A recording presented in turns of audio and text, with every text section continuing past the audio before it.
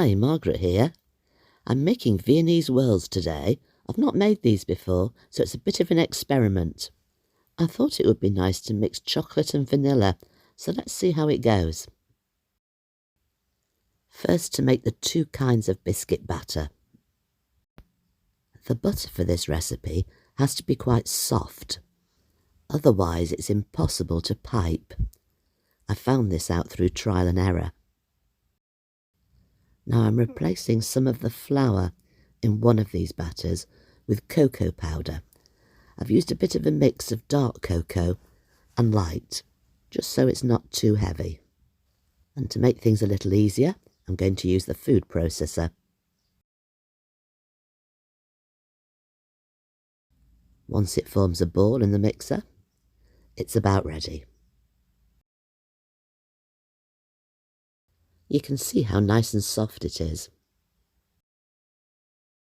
Let's do the same with the chocolate mix.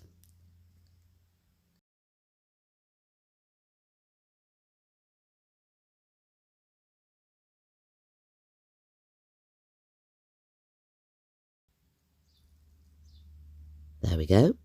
That didn't take long, did it?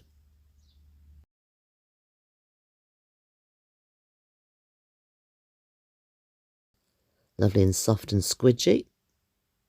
All ready for the next step. Don't want to miss any. There we go. Lovely. Okay, now for the piping. I wanted to keep the colours separate as much as possible, so I thought this cling film might be a good idea for the piping bag. I've seen this idea used before on YouTube somewhere a long time ago, and I've always wanted to give it a try, so here goes.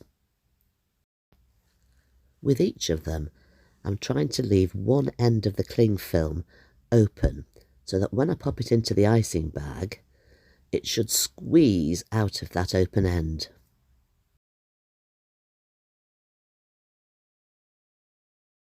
Now my piping bag isn't very big. With hindsight, I really should have cut these two sausages in half and done it twice, but hey ho, it seemed to fit. Just a little clip on the end, just to stop it coming out of the wrong place. I think it will be a good idea just to glue the paper down a little bit with a bit of the mixture. Stop it moving about too much. And let's start with some simple squiggles.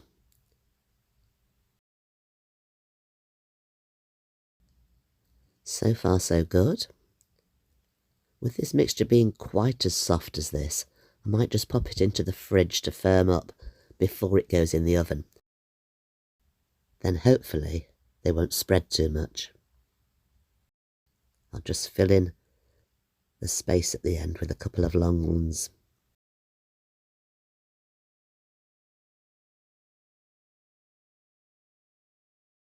You know they're baked when they feel firm to the touch.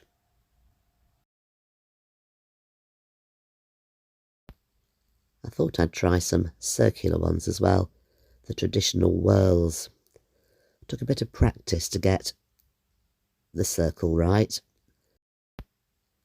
Viennese Whirls, the vanilla ones, are usually filled with a bit of buttercream and a bit of raspberry jam. But with these being chocolate, I thought it might be quite nice to do something a little bit different. So, out with the tempered chocolate, and let's brush those bases.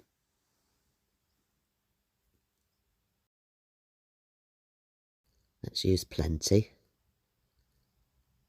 We want that base to be nice and thick. And then onto baking paper and into the fridge until the chocolate's set. So thanks for joining me today. It's always great to have you come along to watch. Have a fab week, and I'll catch you again soon.